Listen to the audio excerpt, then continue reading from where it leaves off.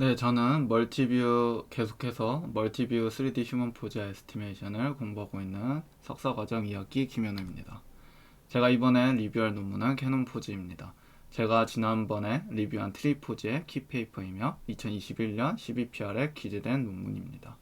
본 논문은 계속해서 인더 와일드한 환경에서의 멀티뷰 3D 휴먼 포즈 에스티메이션을 하는 것입니다. 인더 와일드한 환경에서 3D 휴먼 포즈 에스티메이션 분야의 가장 궁극적인 목표는 기존의 인도어한 환경에서 라벨된 데이터와 카메라 정보를 모두 가지고 학습하는 메소드들과 달리 멀티뷰 이미지만으로 3D 휴먼 포즈를 예측하는 것입니다. 2019년부터 이러한 환경에서의 위클리 슈퍼비전 멀티뷰 3D 휴먼 포즈 에스티메이션 논문이 나오고 있지만 3D 어노테이션은 물론 카메라 칼리브레이션도 필요 없는 논문은 없었습니다.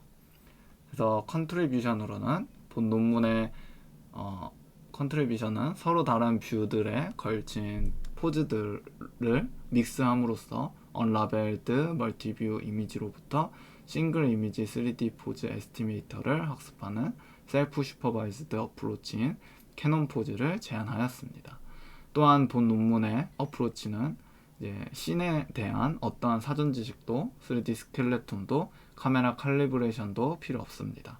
또한 기존 논문들과 다르게 카메라 칼리브레이션 또는 멀티뷰 지오메트릭 에스티메이션과 같은 고된 전처리 과정 없이 멀티뷰 이미지들을 직접 이용합니다. 그래서 이제 데이터셋으로는 기존 논문들과 비교를 위해서 3D 휴먼 포즈 에스티메이션의 대표적인 벤치마크 데이터셋인 휴먼 3.6M과 MPI INF 3DHP 데이터셋을 사용하였습니다. 본 논문은 카메라 파라미터도 3D 어노테이션도 필요 없이 멀티뷰 이미지만으로 제안한 메소드가 3D 휴먼 포즈 에스티메이션 수행할 수 함을 보여주기 위해서 스키포즈 데이터셋도 사용을 하였습니다. 그래서 본 논문의 이제 어프로치는 두 개의 스테이지로 나눕니다. 첫 번째 스테이지는 이제 MPII 데이터셋에 프리트레인된 뉴럴 네트워크 본 논문의 경우 알파 포즈를 사용하여 이미지에서부터 2D 휴먼 포즈를 예측을 합니다. 그리고 두 번째 스테이지는 2D 포즈 디텍터로부터 얻은 2D 디텍션을 이제 학습된 캐노니컬 이제 좌표계로 표현된 3D 포즈로 리프팅을 합니다. 그래서 리프팅 네트워크의 구조는 이제 2D 포즈의 X, Y 좌표 그리고 컨피던스를 콘캣한 2D 인풋 벡터를 이제 fully connected 레이어를 사용하여 업스케일 합니다. 그런 다음 레지dual 블락을 통과시킵니다. 그 이후 네트워크는 이제 두 개로 나눠지는데 그림에서 보시는 것 같이 이제 하나는 이제 캐노니컬 스페이스에서 3D 포즈로 예측하고 하나는 이제 카메라 로테이션을 예측을 합니다. 각각은 두 개의 이제 연속된 이제 레지듀얼 블락을 통과하고 풀리 커넥티드 레이어로 이제 요구한 사이즈에 맞게 피처들을 다운 이제 스케일합니다. 이렇게 해서 3D 포즈를 추정하고 다른 하나는 로드리게스 블락에서 로드리게스 포뮬러를 수행하여 로테이션을 추정합니다. 이렇게 리프팅한 3D 포즈를 다시 카메라 좌표계로 되돌리는 로테이트를 하기 위해서 카메라 방향을 예측을 합니다. 즉 3D 포즈라는 게 이제 모든 방향에서 볼 수 있는 것인데 그 3D 포즈를 원래 예측한 카메라 플랜에 리프로젝트를 하려면은 그 카메라에 맞게 로테이션을 해서 프로젝션을 해야 할 겁니다. 따라서 카메라 방향을 예측할 수 있습니다. 그럼 이렇게 퍼스트 뷰의 3D 포즈와 세컨드 뷰에서 예측한 로테이션을 가지고 이제 세컨드 카메라 좌표계에 리프로젝트를 한다면 세컨드 뷰에서 보는 2D 포즈와 일치해야 합니다.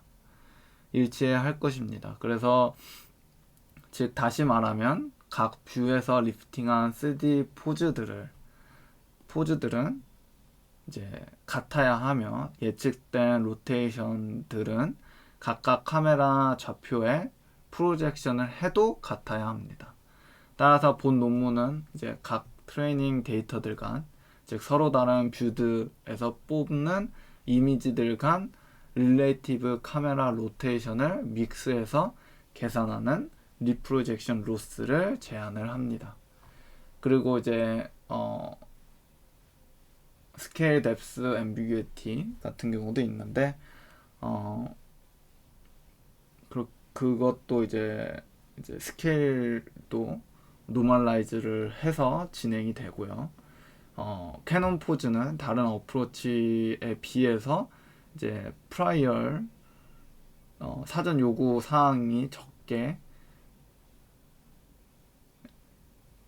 해서 벤치마크 데이터셋에 이제 스테이트 오브 아트를 성취했을 뿐만 아니라 어려운 아웃도어 이제 장면 스키 포즈 데이터셋에서도 이제 그 실험을 통해서 보여준 것 같이 이제 어려운 챌린징한 아웃도어 장면에서도 이제 유망한 결과를 보여주었습니다.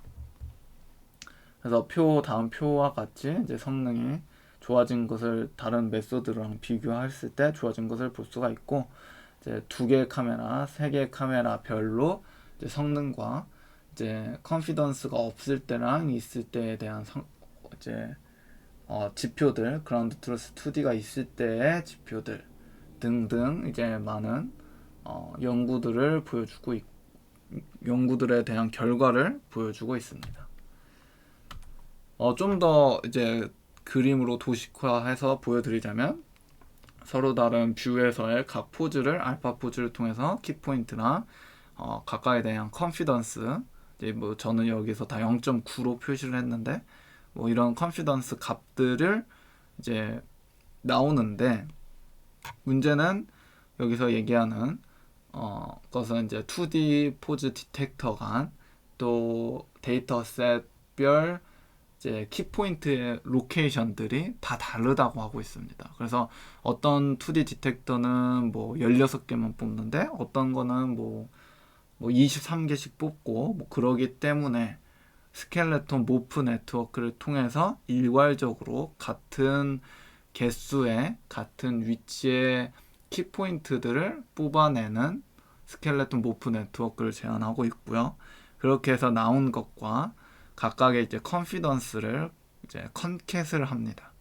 그래서 컨캣을 해서 이것들이 리프트 네트워크에 들어가고, 리프트 네트워크는 이전에서도 언급한 리프트 네트워크 모델이고, 다른 논문에서도 나오는 기존에 이제 2017년에 이미 발표된 논문에서 제안한 네트워크고요. 그 네트워크를 갖다 쓴 거고, 그거를 통해서 3D 포즈를 각 뷰에 대한 모노플러스 3D 포즈를 이제 리프팅을 하고, 그 다음에 로드리게스를 통해서 로테이션 매트릭스를 추정을 합니다. 그리고 로테이션 매트릭스의 이제 t를 통해서 릴레이티브 로테이션을 이제 구할 수가 있죠. 그래서 각 스켈레톤 모프 네트워크는 이렇게 다음과 같은 구조로 되어 있고, 리프팅 네트워크는 다음과 같은 구조로 되어 있습니다. 근데 코드를 살펴보면은 되게 웃긴 게 32개의 키포인트, 즉 16개의 키포인트를 X, Y를 쭉 핀 거죠. 32개를 인풋으로 받고 32개를 내놓고 있습니다. 이 코드에서는. 그래서 정확하게 이 논문에서 주장하는 것을 구현을 했는지 의문이 되고요. 한번 실험을 해볼 필요가 있다고 생각이 됩니다. 그래서 그렇게 해서 각각 나온 것들을 카메라별로 리프로젝션을 해서 그 리프로젝션을 하면 이것이 결국 이거 2D랑 같아야겠죠. 이것을 통해서 리프로젝션 로스를 제일 최소화하게 옵티마이즈 하는 트레이닝을 이제 하게 됩니다.